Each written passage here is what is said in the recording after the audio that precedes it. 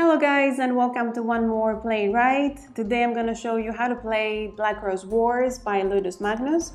Black Rose Wars is a fantasy competitive game of deck building, strategy and combat for 2 to 6 players. Each player takes on the role of one of the powerful mages of the Black Rose Order and tries to become the new Great Master by acquiring the power of the Black Rose artifact. When the game starts, all the mages are in their meditation rooms or cells within the Black Rose Lodge. They will have to use their powers to battle their way through the lodge and appease the Black Rose artifact itself to gain mastery over it. Each mage has a grimoire of spell cards from 6 different schools of magic, and in order to crush their opponents, they'll need to add better spells to their collection. At the end of the battle, the mage that has accumulated the most power will be crowned by the Black Rose as a worthy successor and a Great Master of the Black Rose Order. Before we go through the setting up of the game and getting to know the components, one important thing to mention is that the game is divided into moon phases. That means that when a token on the PowerPoints board reaches a new moon icon, it moves the game to the next moon phase. The current phase is activated by whichever token, Mage or Black Rose, that has the most points on the PowerPoint board. In accordance with the current moon phase, the event and quest decks change, passing from first moon to second moon and subsequently to the third moon. So now, to set up the game, you first need to prepare the lodge. The Black Rose Lodge is divided in hexagonal room tiles. You place the Black Rose room and the throne room in the middle of the table, adjacent to each other. Shuffle the remaining rooms and place them randomly like this, or you can try other configurations as well. Each room has an activation token on it as well, which represents an ability that can be triggered from within the room.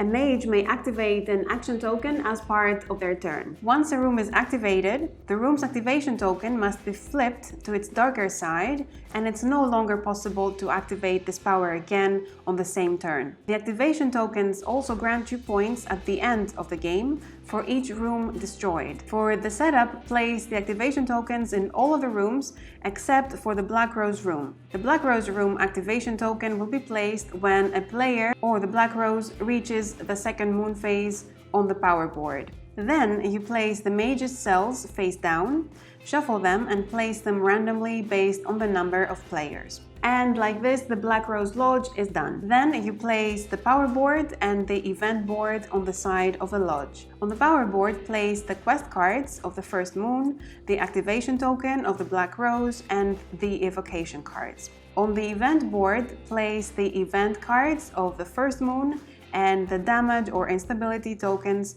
of the Black Rose. You put aside the remaining quest cards and event cards until you need them for the next moon phases and give the first player the crown token. Now, starting with the first player and going clockwise, each player chooses a mage, takes the matching miniature and character sheet, chooses a color and takes all damage or instability tokens, protection and trap tokens, rose pins of the chosen color. Then again, starting with the first player, each mage chooses their own starting school of magic, making sure that 2 mages do not belong to the same school. They also choose their own grimoire to start with. The reference card of the chosen school of magic gives you 2 sets of spells, from which you choose one to be included in the deck that makes up your initial grimoire. Now you can turn the cells over and place your mage on the starting cell whose scroll matches your starting color. You now place the 6 decks of the magic schools near the board and on top of the reference cards. The deck of the forgotten spells should be set nearby. You will need it when the game enters the second moon phase, when the Black Rose room is activated. These 7 decks make up the library. Each mage begins the game in their cell. The cell is the mage's haven. Inside it, they are immune to all attacks and effects inflicted by the opponents, so they cannot be the target of traps, spells, and room effects. The only exception to this rule is the Black Rose event cards. Those may still influence the mage's cell. The cells are also the restarting points in case a mage is ever reduced to 0 health points, and otherwise a mage cannot return or remain in them voluntarily. Now let's have a look at the rooms. These slots indicate the room's resistance to instability. As the game progresses and the rooms get more instability tokens, they will become unstable and eventually destroyed when the track is full. When the room is destroyed, this number shows you the power points awarded to the player who wins this token, which will be added to the score at the end of the game. Every mage has their own sheet, and on the sheet you'll see the maximum number of spell cards you may hold, your health points, and you'll place several tokens and cards like quick spell cards, spell cards, action and trophy tokens, and activation tokens of the destroyed rooms. Next to your mage's sheet, you also have the player's grimoire, which is their spell card draw pile, their spell card discard pile, which forms the player's memories, and their evocations, which are the summoned creatures currently in play. Last, each mage takes 2 action tokens, which indicate the physical actions that a mage can carry out during their turn. The game takes place in several turns, and each turn is divided into 6 phases. First, you have the Black Rose phase, where events and quests are drawn. Then you have the study phase, where you get new spell cards.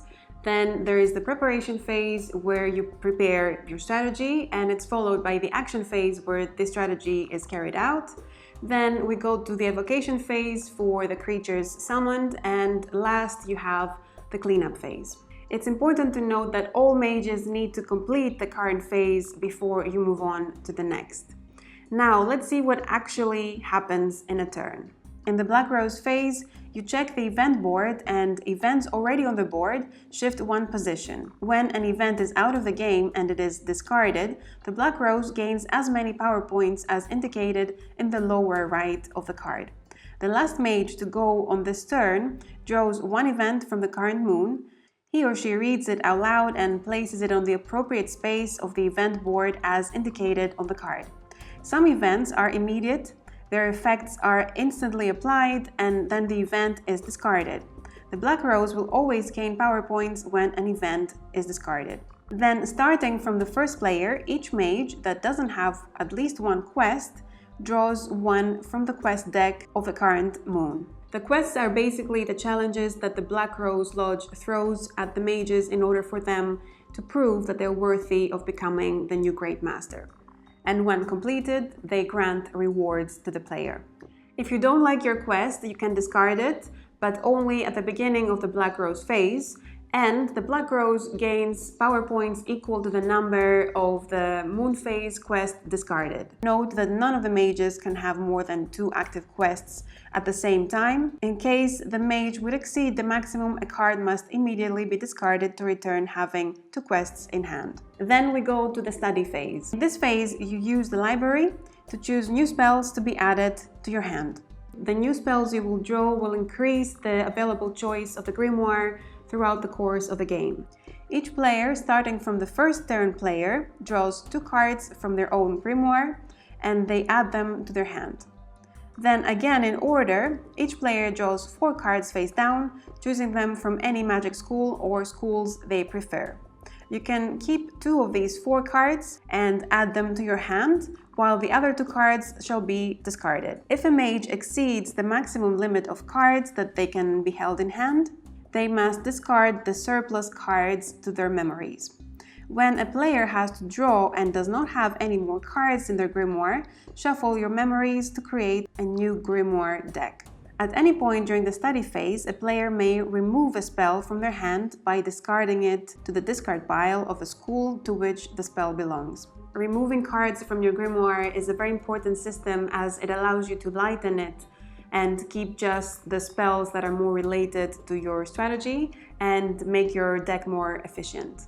Then we move to the preparation phase, where each player plans their strategy that wants to carry out in the action phase. Each player must place from a minimum of 2 to a maximum of 4 spell cards in front of them, face down onto their mage sheet.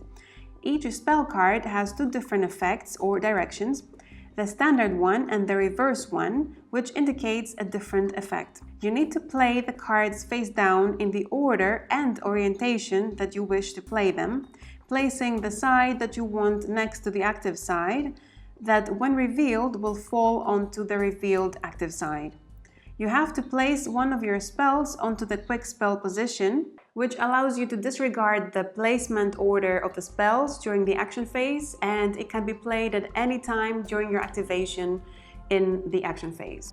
Once this phase is over, it will be no longer possible to reverse or change the position of the spells. This phase is one of the most important ones in the game, as you need to figure out which spells to place, what effect to activate, and having in mind and anticipating the other player's moves. Then it's the action phase where the strategy planned will take effect. Before starting this phase, it is important to check the active events located on the event board and see if there is any event activating in the action phase. As we already saw, in addition to the spells placed on the mage's sheet, each player has 2 physical action tokens available with 2 physical actions on them. This option allows you to move up to 2 rooms and to activate the room where you are located at the end of the movement. This option allows you to inflict 2 damage to a target present in the room and then to activate that room. Starting from the first player and proceeding clockwise, the mages take several turns during which they can perform up to 2 actions. They can either just perform a spell, quick or standard, or just a physical action, or they can combine any 2 of these. For example, a standard spell with a physical action, a quick spell with a physical action, 2 physical actions, and so on. The only exception is combining 2 standard spells, which is not allowed. Whatever combination you choose can be performed in any order, and 1 action needs to be fully performed before you move on to the second. Also, each time you use an action token, it becomes unavailable. When you have no more physical actions available, you can discard an unactivated spell to move to 1 adjacent room. After that, there's the evocations phase. During the game, when an evocation is created, you place the miniature in the activated room and take the evocation card corresponding to the summon model from the power board and place it under the mage's sheet. You cannot see it in the prototype I have, but every evocation space on the mage's sheet will be showing a set number of roses that correspond to the number of rose pins with your player's color to be inserted on the model basis, and they relate to the evocation card placed in that space. Each mage can have a maximum of 3 evocations in play at once. In the evocations phase, each evocation can move up to the limit indicated on its card and then attack, inflicting wounds equal to its attack value. And it can never attack and then move. Each mage can activate their evocations in any order they want. When an evocation inflicts damage, place the damage tokens matching the controlling mage's color on the sheet or card of a target. When an evocation loses all its health points, it is removed. Remove the miniature from the board and place the corresponding card on the power board. To conclude the turn, we move on to the cleanup, where you basically check to see if there are any unstable rooms, and you check if a mage or the Black Rose reached enough power points to end the game. First, each mage removes their spell cards already played and places them in the memories. You then flip the activation tokens of the rooms you used so that they can be activated again next turn. And finally, you check for rooms which have become unstable. If the number of tokens in a room reaches the resistance value of the room, this room should be considered unstable. Count the number of instability tokens of all mages that helped render the room unstable, and assign the activation token of the room to the mage who has placed the most. That mage will gain the power points indicated on the token at the end of the game. In case of a tie, the activation token is awarded to the Black Rose. You remove all instability tokens and flip the hexagon tile to the opposite destroyed side. And from this moment, the room cannot be activated anymore, but you can still move through it. Last, you check if one of the mages or the Black Rose has reached or exceeded the value of 30 power points. If so, the game ends and you start counting up the points to find out who the new Great Master will be. If no one has reached 30 points, then you move on to the next round. Now let's have a look at the spell cards. The first symbol on the spell card identifies its type. There's combat spells, contingency spells to summon, to gain power, to move quickly, to draw quests, etc.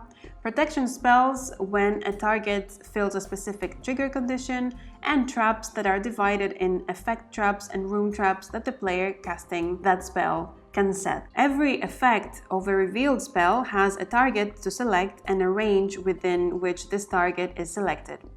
There are 4 selectable types of targets. Oneself, which refers to the mage who cast the spell. Single, meaning a single target on the board, either mage or evocation, excluding oneself. Then there is the area, referring to a room on the board.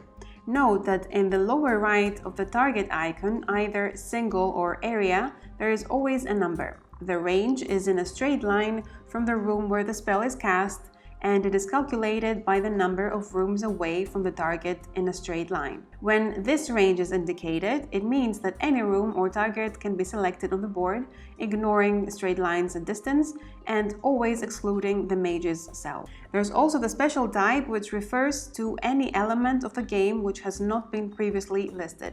For example, the event board or the library.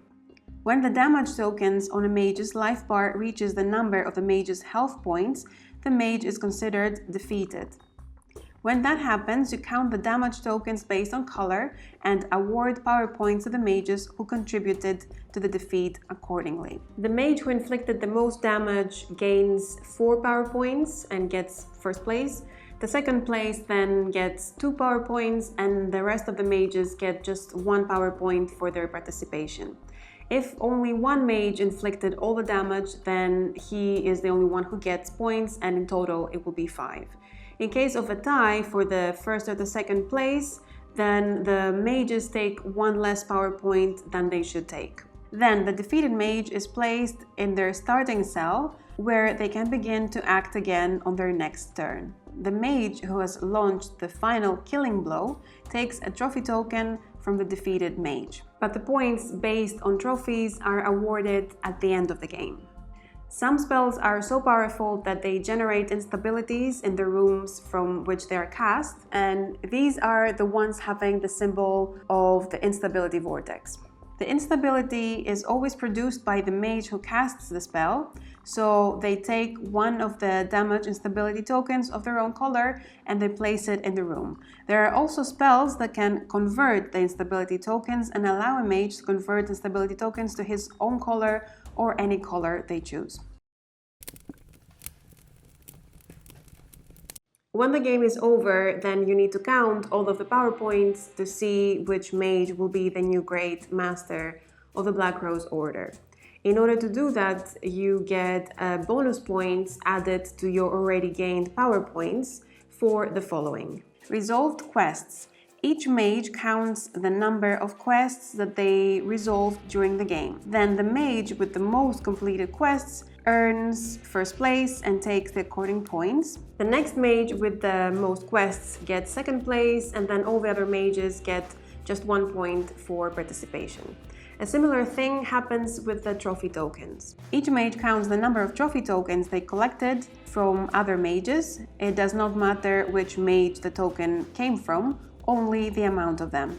Again, according to who has the most, mages get first place, second place, and participation, which award power points. Then you add the points for the unstable rooms. Each activation token acquired from destroyed a room grants power points equal to the points indicated on the token. Last, the player owning the crown token at the end of the game gets 1 power point. And then you calculate the score.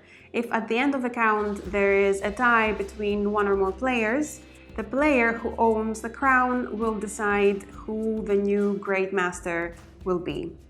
And that was Black Rose Wars. Thank you guys for watching, and I hope you enjoy the game.